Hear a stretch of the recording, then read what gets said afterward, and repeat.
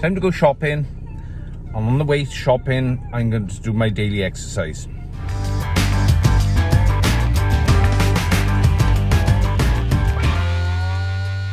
What a beautiful day at the Common. Absolutely fantastic.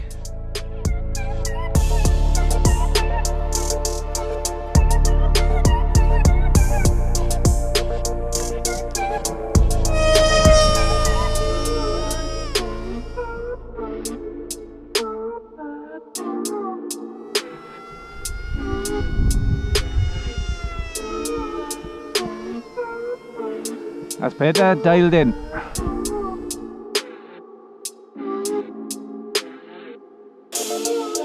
She's fast though.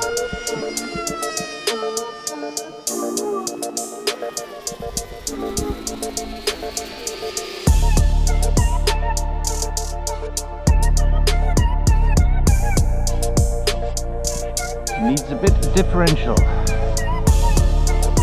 Bit of a clean roll. Corkscrewing. Right, time for landing.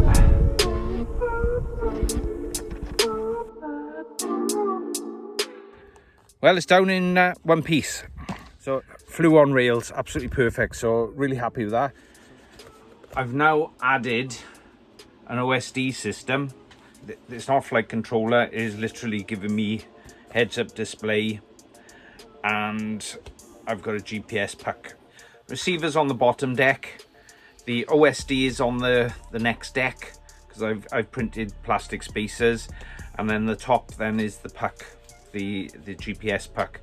So that's giving me my GPS information plus my battery voltage. Had I had a camera with battery voltage, then I probably wouldn't have bothered, but that's going to be a nice little feature. And I've trimmed out some little bits of edges by there because my batteries are at quite a tight fit.